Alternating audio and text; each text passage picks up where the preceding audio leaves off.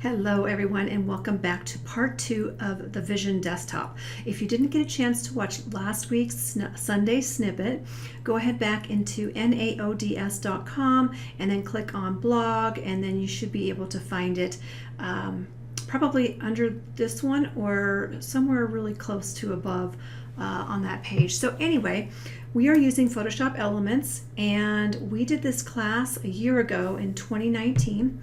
If you are a member and you want to watch the entire class, just go ahead and sign into the membership area. Go ahead and scroll to where it says 2019 members only classes.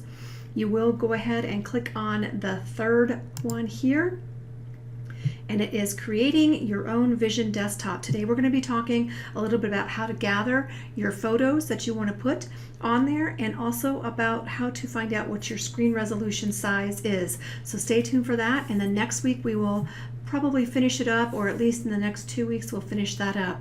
But hopefully if you are a member, you can finish it up today. See you later. Bye for now.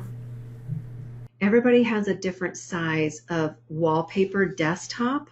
So what you might want to do is you might want to jump on the internet and search Google and say, how do I find out what my desktop wallpaper size is? Let me just do that while we're on here.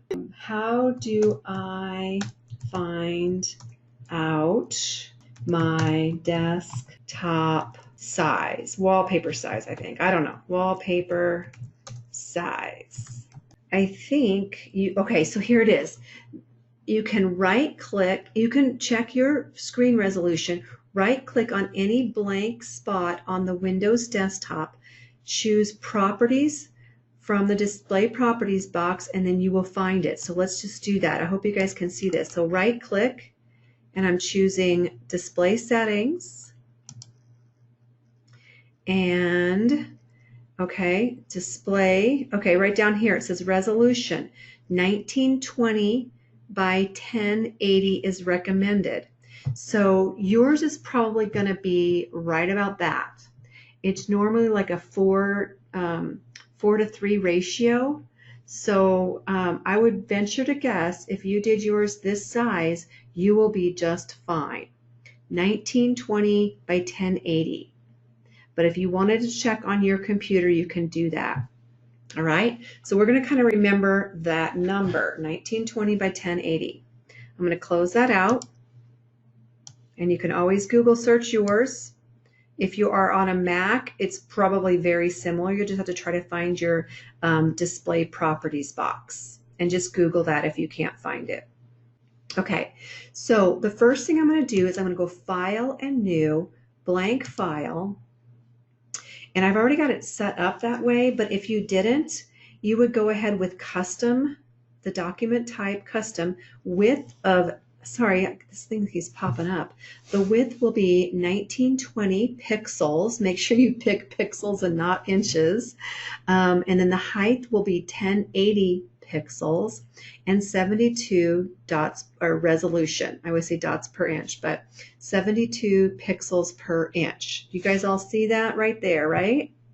Then you go ahead and click on OK. I'm just going to have it as a white background. Now this is going to be your paper that you're going to start putting your droplet into and your pictures into. Now, another thing that I wanted to kind of address is you have to be thinking about what pictures you're going to put into the desktop. So for instance, for me, I just went to Google, because we're not going to sell this or anything like that. I'm just going to go to Google, and I'm going to say, okay, the pictures that I want to do is water with lemon. All right. And then I click on images. Now, and then I can go in here and try to find a really nice photo. Don't get that, you don't want it to be too cluttery. So this one was the one I picked. So I clicked on it, and then I right click on it, and then I choose Save Image As. And then I have a folder on the desktop called Vision Desktop. You can put it wherever you want to. I'm just going to start gathering my photos. Okay, so here it is. Here's that lemon water. Okay, you can set it in there. I already have it in there, so I'm just going to cancel that. But you would just say save. You can change the name if you want to. Down here, change it to water. I'm going to cancel that and go back to Google. And I'm going to search another one. I'm going to search vegetables or veggies or whatever. Okay, then I'm going to do images. And now I have a bunch of really cool photos with vegetables on it. Anybody want me to do a search on something that they would want to put on their vision board? Go ahead and let me know. And then we can, let's see, beach. And there's some really cool pictures right there. And then I just go ahead and I usually click on it to see if I can get a bigger size. And then you right click and then I choose save image as, and then you can save it whatever you want to, rename it, and then save it. They're mostly going to be JPEGs. Let's see. Okay, so Karen says, sleep, says Gina. That's a good one. So you can go to pexels.com.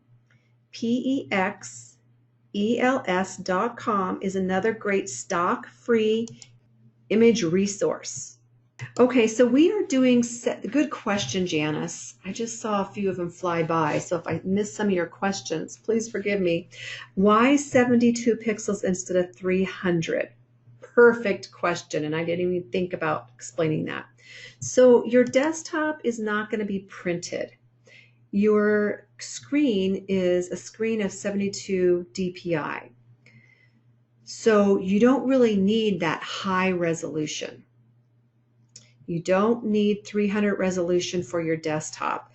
It's just going to hog up space. I mean, you could do it if you wanted to, but I always think, you know, when you're creating something it's just going to be on your desktop and you're not going to print it, then it needs to just go ahead and have it 72 dpi.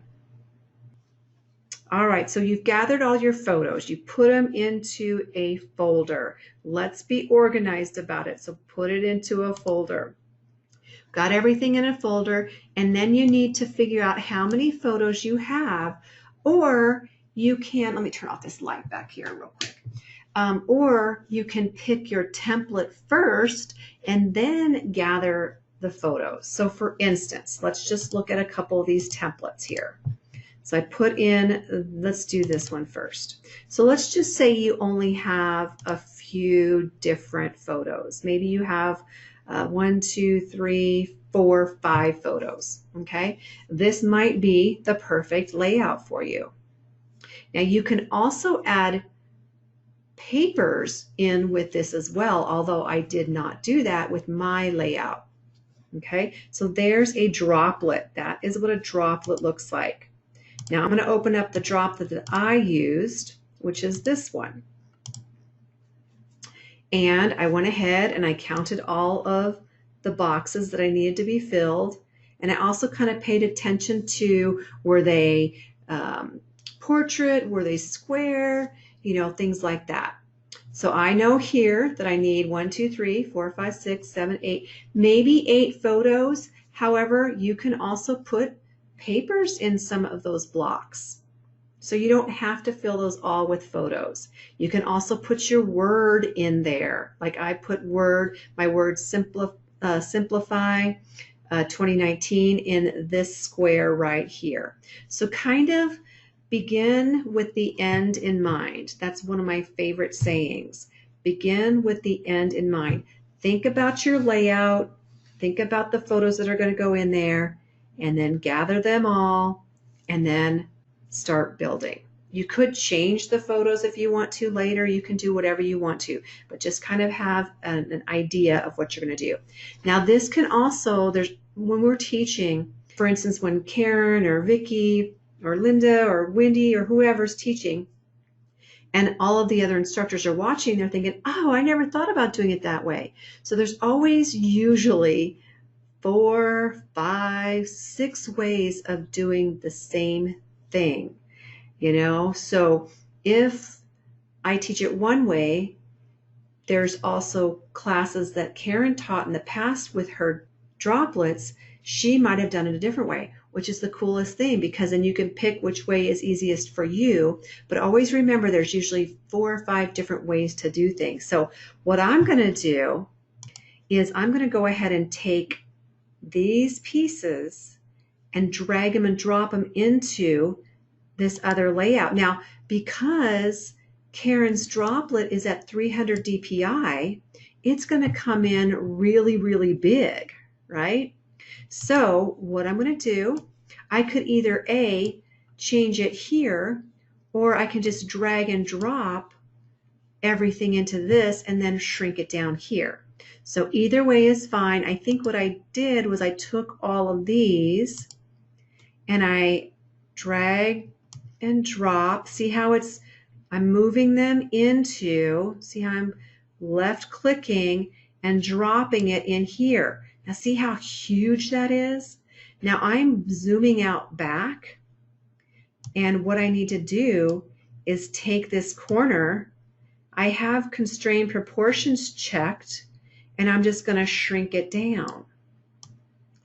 If you wanted to, you could be, well, let me back up with this. Let me just pull this in here and talk about this a little bit. If you're going to be pulling things from the internet, chances are pretty good it's not going to be a really high resolution. So if you wanted to work with the 300 DPI, those pictures are going to come in pixelated if you enlarge them. Hopefully that's making a little bit of sense. So that's why I did it this way, because when I pull in those pictures from the internet, they're going to look pretty crisp and clean. Now here's another thing. Your desktop, on my desktop, let me just close this up. See how I have space over here? I left some space on the left-hand side because I wanted to put my icons over there. Now, some of you might have more icons on your desktop. How many? Okay, let me just get this. This is going to be fun. How many icons do you think you have on your desktop right now? Do you have 10? Do you have 20? Denise says 20. 12? That's not bad. And even 20 is not that bad. I'm looking for the 30, 35, 40 people. Yeah, I see you. Janet says 45. So Janet, what you might want to do, and I'm not going to single you out, Janet, but you might want to try to organize that before you do this, right? So I had to do that too, Janet. So don't feel bad, okay? You know, you do what you want to do. You do you. So I just kept some space over on the left-hand side. I also have some space on the right-hand side too, because I sometimes have things over there. So that's why I did it this way. Now you all do it however you want to. But what you can do is what I did is I took all of these. See how I have them all selected? I took them all and I did this. Heaven forbid, right? Heaven forbid you do something like this. But you don't want to do that after the fact, okay? I'm going to do that. Another thing to try to remember is to leave some space at the very bottom, because what happens, let me show you this. I don't know if you can see this or not, but I have a taskbar at the very bottom, and that takes up about 1/2 of an inch or something like that. So make sure that you kind of pull everything up a little bit, and you'll see what I'm talking about once I do that. So let's go back to that. And I am going to I'm going to take everything up again right here, and I'm going to move it up, okay? Because I want some space to be at the bottom. And then I'm going to delete this very back one because I don't want it there. Oops, sorry. Nope, I don't want to do all that. No. I just want to delete this one right here. So I'm going to hit delete. It says group and contents. Yes, I want to delete the whole thing. Now see how I have this 1/2 of an inch down here, or maybe even an inch? because there's going to be a taskbar down there.